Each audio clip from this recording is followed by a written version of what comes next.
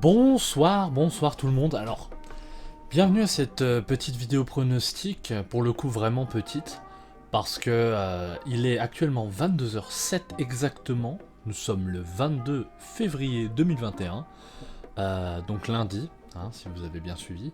Et je suis là et je voudrais faire en fait ma dernière vidéo pronostic pour les matchs de Ligue des Champions de cette semaine, avant qu'ils commencent. Comment vous dire, c'est demain. Donc je me suis dit, ben pour le coup je vais faire un truc sans montage, sans regarder les infos, genre, enfin trop vérifier les infos comme la forme actuelle des équipes, ou alors les joueurs blessés, les joueurs qui sont en forme. J'ai pas le temps pour le coup. Je vais vraiment essayer de sortir cette vidéo parce que j'avais envie de la sortir vraiment. Pour moi c'était quand même important de faire les choses proprement, de faire les matchs qui manquaient, de les faire encore avant que ces matchs aient lieu en fait. Donc, donc voilà, là je vais me lancer. Alors je vais donner mes gagnants, hein. Je vais donner mes gagnants, mais je vais pas, voilà, je vais pas non plus trop approfondir. Parce que tout simplement j'ai pas le temps et je vais faire tous les 4 matchs qu'il y aura, tous les 4 huitièmes qu'on aura cette semaine, qu'on aura donc demain et après-demain, donc mardi et mercredi 23 et 24, ouais, j'avais un peu oublié la date alors que je viens de la dire il y a 3 minutes. Et voilà, aussi simple que ça, donc il n'y aura pas de montage, je vais pas faire aussi des animations, enfin j'en ai pas fait non plus des masses, mais je vais pas en mettre, je vais juste, ça va juste être moi qui parle, donc j'espère que ça vous plaira. Donc je vais arrêter de parler, et on va directement rentrer dans le vif du sujet, avec le premier match, qui est déjà le plus gros match à mon avis, parce que bon, les deux équipes c'est quand même les plus grosses écuries quoi qui s'affrontent cette semaine. Ça va être Chelsea, ah non c'est l'inverse, c'est Atlético de Madrid Chelsea, l'Atlético qui joue à domicile le match aller. Donc alors ce match là je suis vraiment désolé mais j'ai du mal, j'ai vraiment du mal parce que alors c'est pas des deux équipes qui me passionnent moi personnellement, donc en plus enfin Chelsea ça va, l'Atlético de Madrid j'ai toujours une antipathie quand même assez poussée pour cette équipe. J'aime pas en fait leur style de jeu. Et je sais que beaucoup ne l'aiment pas. Et pour moi, c'est exactement un jeu. Je vais être dur avec ce que je vais dire, mais c'est un jeu que j'ai pas envie de voir dans le foot. Alors, il existe, et c'est pas parce que je dis je vais pas envie de l'avoir que il y aura pas plein d'équipes qui vont jouer comme ça. Et elles ont tout à fait le droit de jouer comme ça, quoi. En plus, ça a eu un succès, quoi. Dans les dernières années, elles ont toujours eu. L'équipe de l'Atlético a toujours eu des succès quand même assez remarquables. Puis cette année, je veux dire, ils sont bien partis pour remporter le titre en Liga, ce qui est pas mal. Et ils le méritent amplement quand on voit les deux autres équipes qui sont derrière, qui ont un peu plus de mal. Et donc pour ce match-là, ça va quand même être une équipe de l'Atlético qui du coup a un style qu'on connaît tous et que je n'aime pas beaucoup, comme je l'ai dit avant.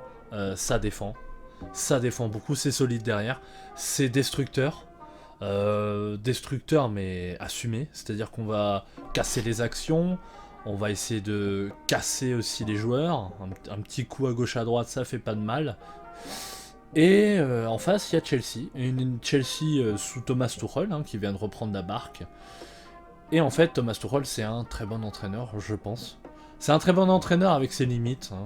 Clairement, moi je l'ai vu à Dortmund et je l'ai vu au PSG, mais je l'ai surtout vu à Dortmund parce que bon, c'est l'équipe que je suis activement, et c'est pas non plus un entraîneur qui va te... Il va toujours faire des dingueries, mais des dingueries dans le mauvais sens du terme, quoi. Il va commencer à faire des formations que t'as jamais vu, genre d'un 1-3-4-2, tu vois, donc t'as jamais vu ça, avec il va remettre un libéraux, enfin j'exagère de ouf, mais grosso merdo c'est ça quoi, c'est un entraîneur qui... C'est mon siège, vous inquiétez pas, je suis pas en train d'égorger un porc en dessous de la table, mais ouais c'est un entraîneur qui pour le coup n'est pas du tout dans la même mentalité que l'Atlético de Madrid, c'est-à-dire que lui... il attaque, enfin il a une mentalité de jeu qui est plutôt poussée vers l'attaque, plutôt dans l'offensive, la possession de balle. Alors j'ai pas vu dans toute honnêteté, parce que bon c'est un peu dur de regarder tous les matchs, hein, voilà. J'ai pas vu les matchs de Chelsea depuis qu'il a repris le club, mais j'ai vu que maintenant il y a des victoires. Il y a plusieurs victoires. J'ai pas la forme actuelle en tête, mais je pense qu'il n'a pas une seule défaite hein, depuis qu'il est entraîneur de Chelsea, donc ça c'est pas mal. Puis en face de ça, il y a l'Atlético, et l'Atlético, l'air de rien, avant leur match contre Chelsea, si je ne me trompe pas, mais je crois que je me trompe pas, donc à vérifier, mais eh ben l'Atlético de Madrid a perdu. Il me semble que l'Atlético de Madrid... ok. L'Atlético de Madrid a perdu. Mais sur ce match-là, je crois qu'un bon... Je crois que le match aller va être un peu soporifique. Voilà. Alors clairement, le match il va être soporifique. Alors peut-être pas soporifique, mais poussif.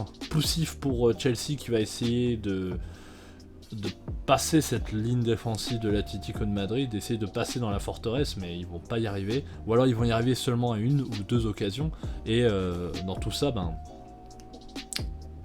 l'équipe en face, l'Atlético, va en remettre deux. Donc à mon avis, ce sera un nul match aller, et pour le match retour, je pense une victoire de l'Atlético de Madrid. Alors pourquoi je dis ça? Le seul argument que j'ai vraiment en tête, c'est du feeling, parce que je me dis, je pense quand même que le premier de Liga va se retrouver en quart. C'est la seule logique que j'ai derrière ça. Bon, pas la seule, mais c'est ma logique en tout cas pour le match. Et j'espère que... J'espère le contraire. Parce que bon, là, je suis désolé, mais désolé les fans de l'Atlético qui regarderont cette vidéo. Bon, vous serez peut-être pas nombreux, on verra. Mais dans tous les cas, pour ce qui est de ce match-là, j'espère quand même que Chelsea passera, parce que Chelsea est une équipe que en plus j'ai envie de voir aussi en quart. J'ai envie de voir progresser un peu plus loin. J'ai envie de voir parce qu'il y a des joueurs que j'aime beaucoup. Des joueurs comme Timo Werner. Aussi, l'air de rien, Giroud je ne l'aime pas, mais, mais bon, c'est sympa de le voir jouer de temps en temps.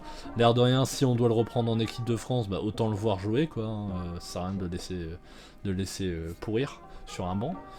Mais ouais, du coup, je suis assez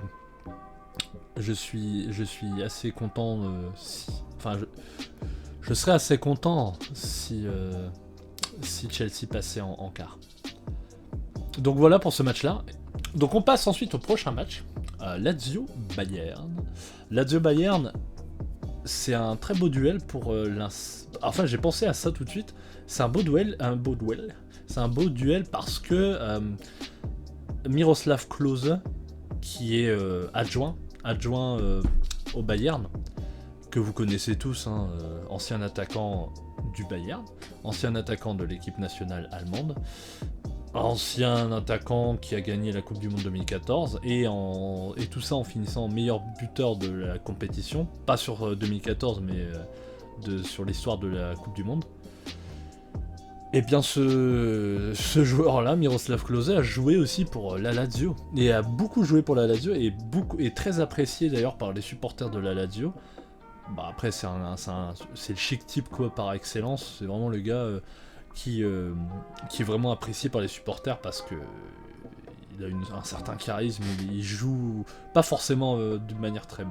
Enfin il a pas joué d'une manière très extravagante, mais c'était un bon caractère, un super team player en plus, donc forcément il a toujours laissé une belle empreinte partout où il est passé. Et là, la Lazio c'est un de ses clubs quoi, c'est un de ses clubs de cœur, et le Bayern aussi, donc c'est ces deux clubs de cœur qui s'affrontent, et c'est assez sympa. D'ailleurs je crois qu'il y a une petite interview de Miroslav Klose sur la chaîne du Bayern, la chaîne de YouTube du Bayern. Et enfin je l'ai pas regardé, mais enfin je pense qu'il y en a une, j'ai cru voir ça, mais ouais, ça peut être sympa d'entendre ce qu'il a à dire sur cette rencontre. Mais voilà, c'est un peu la petite poésie derrière ce match-là. Après, concrètement, pour ce qui est du jeu et du match, parce qu'on est quand même là pour avoir un prono, je pense que la Lazio Bayern, c'était pour moi le deuxième match le plus déséquilibré au moment du tirage. Attention, derrière Porto-Juventus. Alors, je m'explique. Porto-Juventus, ça a déjà eu lieu. On a vu que finalement, c'était pas si déséquilibré que ça. Voilà, bon après, c'est que le match aller, on va voir ça, mais en tout cas, ils se sont pas fait manger, clairement. Ils ont même gagné. Porto a gagné 2-1, hein, pour ceux, spoiler, hein, pour ceux qui savaient pas. Et donc de l'autre côté, on a la Lazio Bayern. Et le Bayern qui a perdu contre Francfort. Bon, après, Francfort est très très en forme en ce moment, donc c'est pas non plus, ils ont pas perdu contre l'équipe de district du coin, quoi. Mais bon, voilà, ils ont pas en plus mis leur meilleure équipe, hein. Il y avait Choupo-Moting, etc. C'était une formation très chelou avec Zule en défenseur droit. Mettre ta charrette. Ton gars, il est physiquement, c'est un monstre, mais par contre, lui demande pas de courir, quoi. Et va pas le mettre contre Kostic. Et contre, il y avait qui? Younes encore sur ce côté-là. Le Younes, il fait 1m2, c'est un petit Messi, mais en moins bon, hein, on va dire. Et Kostic, je veux dire, il trace, quoi. Il court super vite. Donc forcément, un duel en profondeur, et c'est fini, quoi. Et voilà, mon siège est d'accord avec moi. Et du coup, la formation, et surtout, en fait, la formation de Bayern, mais surtout le score en lui-même, on va dire, et ben s'explique par cette formation, par ce 11 de départ, et les postes un peu étranges. Je sais pas ce qu'il a fait, Flick, mais franchement, c'est juste la tactique qui a foiré, quoi. C'est pas les joueurs, c'est pas le 11, c'est l'entraîneur. Ce qui est assez étonnant, parce que normalement, Flick n'est pas un entraîneur qui se trompe beaucoup. Bon, bah, là, il s'est trompé. Et c'est pour ça que si le Bayern met un 11 un 11 titulaire costaud avec des joueurs à leur poste, en gros s'il met pas Zule défenseur droit et il met pas Choupo-Moting en 10, voilà, deux expériences qui vont pas forcément fonctionner à chaque match, d'ailleurs ils n'ont jamais fonctionné, et ben si le 11 de départ est bon, alors je vois pas le Bayern trembler face à la Lazio. Surtout que la Lazio n'est pas une grosse écurie de Serie A. Il y a quand même beaucoup d'équipes devant. Je veux dire, le Bayern tombe contre l'Atalanta de Bergame, dont on va parler après. C'est pas le même match, hein. On parle pas du même match. Mais là, vu que on parle pas de l'Atalanta de Bergame mais de la Lazio, je pense que le Bayern gagnera ce match. En plus, il n'y a pas spécialement beaucoup de blessés au Bayern. Il y avait Goretzka qui était forfait. Je vois le Bayern passer, pas avec un score large. En tout cas, pas sur le match aller. On verra dans quelle disposition ils seront pour le match retour. Mais sur l'ensemble des deux matchs, je vois le Bayern passer en quart de finale. Voilà, si du propre ça passe, emballer c'est peser, ça dégage. Et maintenant on passe à l'Atalanta de Bergame contre le Real Madrid. Là, il y a de grosses incertitudes du côté du Real, parce que le Real, c'est un peu le CHU, quoi. En gros, c'est l'hôpital. Il y a rien. Il y a rien. Leur équipe, elle est décimée. Il n'y aura pas Benzema, d'ailleurs, pour le match aller. Donc tu pourras pas compter sur Benzé pour faire le taf devant. Il manque tellement de joueurs, je sais même plus qui manque. Je crois que Ramos en plus ne sera pas là pour stabiliser la défense, et ça c'est quand même très préjudiciable. Il y a beaucoup d'autres joueurs qui manquent, et ça va pas, quoi. Ça va pas. Tu joues contre l'Atalanta qui en plus a mis 4-2 à Naples ce week-end. C'est fini. C'est fini, il n'y a pas de... Enfin c'est fini non, mais ce sera clairement pas un match où ils vont se balader. Et je pense même que, pour couper court, hein, l'Atalanta va battre le Real. Voilà, moi je crois clairement que le Real va prendre l'eau, sur le match aller en tout cas. Tout dépend des joueurs qui seront de retour pour le match retour du coup. Mais pour le match aller, non, l'Atalanta va les battre. Y a pas... Peut-être que le Real va tenir, et va encaisser la tempête du match aller pour ensuite essayer de se rattraper sur le match retour, qu'ils joueront en domicile du coup. Mais il faut faire attention, parce que le match aller, c'est là où tu peux, quand tu joues à l'extérieur en l'occurrence, c'est là où tu dois marquer tes buts à l'extérieur, qui pourront peut-être te sauver au match retour. Si l'Atalanta est encore en mode agressif et à claquer des buts, il faudra pas les laisser jouer dans ton stade, genre en mode c'est chez nous et à claquer 3 buts, parce qu'après c'est fini. Donc si les joueurs qui pourront stabiliser la défense ne seront pas dispo pour le match retour, et ben ce match aller il faudra pas non plus trop le foirer. Enfin, j'espère que vous m'avez suivi parce que du coup c'était un peu rapide, mais en gros, je crois que l'Atalanta va gagner le match aller parce que l'effectif du Real ne permet à mon avis pas de gagner contre l'Atalanta. Mais au match retour, on va peut-être assister à un petit retour de situation, enfin un retournement de situation plutôt. Et là, je crois que le Real va gagner, mais là, je vais donner un prono forcément, mais probablement celui dont je suis le moins sûr. Vraiment le moins sûr de tous mes pronos, là, clairement. Je pense... Alors, ce serait une catastrophe pour le Real. Mais bon, cette saison n'est pas non plus excellente jusqu'à maintenant. Mais je pense que l'Atalanta va battre le Real de Madrid. Et du coup, l'Atalanta sera en quart. Même en perdant le match retour. Ils auront quand même un écart de but assez important du match aller qui va leur permettre de gagner le match retour. Je devrais pas faire des pronos aussi précis, mais bon, c'est cadeau. Oui. Ensuite, et pour finir, Mönchengladbach contre Manchester City. Alors avant, j'ai parlé de Lazio Bayern en disant que c'était, à mon avis, au moment du tirage, le match le plus déséquilibré. Mais... Enfin, dans ma tête, à ce moment-là, je me dis, ouais, Mönchengladbach, Man City, mais je me disais, bah, de toute façon, Mönchengladbach, c'était un moment où ils étaient vraiment...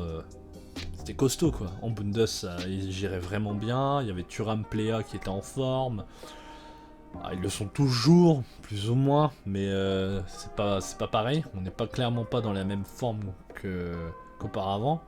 Il y a des joueurs assez importants comme Hoffman, qui clairement était un des meilleurs joueurs d'ailleurs de cette Ligue des Champions. Jusqu'à maintenant, en phase de groupe, en tout cas, Hoffman, il a quand même à un certain moment porté Mönchengladbach, et je veux dire, c'est pas rien. Et ben lui, il sera blessé. Et il y aura d'autres joueurs...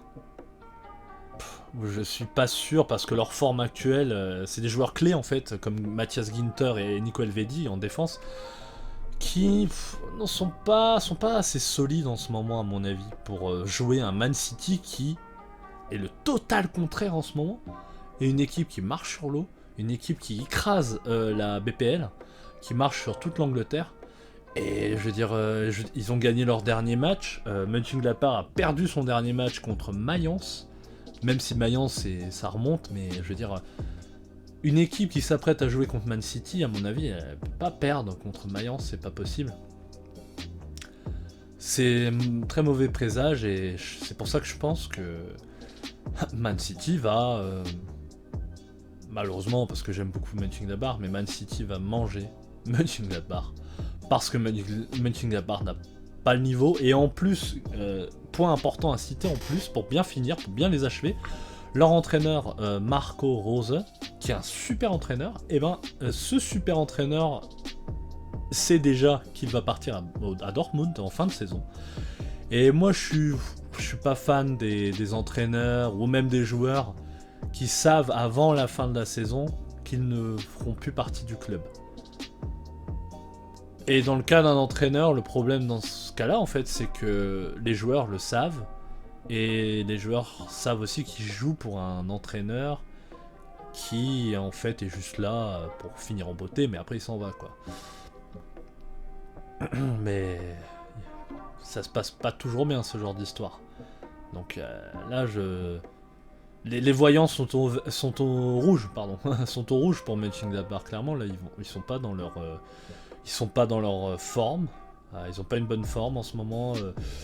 Ils perdent pas mal de matchs, ou alors ils sont vraiment fébriles derrière, et en attaque ça marque plus trop. Ensuite, l'entraîneur qui part, l'instabilité qui en résulte, etc., déstabilise toute l'équipe. Quelques joueurs clés blessés. Bon, je dis quelques joueurs clés, mais en fait, il y aura que Mbolo, enfin, toutes les trois de l'attaque seront là. Benzebaini à gauche sera là, donc ça va. Mais bon, tu perds quand même Hoffman, c'est dommage. Surtout que contre Man City, chaque joueur compte. Donc clairement, c'est tout cuit, quoi. C'est fini pour eux. Alors s'il y a un miracle, voilà, vous aurez le droit de me taper sur les doigts. Ça va, j'ai pas trop de views encore, donc si j'ai 40 views, ça me fera juste 40 tapes sur les doigts si Mönchengladbach gagne. Mais voilà, j'y crois pas de toute façon. Mönchengladbach va pas gagner. Mais Man City, eux, ouais, ils vont marcher sur Mönchengladbach. Donc je pense match aller, match retour. Les deux victoires de Man City. Et même peut-être victoire assez large sur le match retour à domicile. Parce que match aller, je pense que ça va encore, ça va être... Man City va gagner, mais l'écart sera pas trop grand. Mais sur le match retour, Mönchengladbach va en fait lâcher prise à un moment donné. C'est le moment où ils savent qu'il y a 3 buts d'écart, il reste 20 minutes. Et Man City va continuer, il va en mettre un ou deux et ce sera un peu l'hécatombe quoi. Mais voilà. Donc ça c'était mes pronos, un peu différents aujourd'hui, un peu plus en mode je parle et je fais pas de montage et ça sort tout de suite. Ça va sortir là dans la nuit, la publier comme ça, je vais faire une petite miniature et ça arrive pour votre plus grand plaisir. Bon allez, bonne soirée et bonne semaine de foot.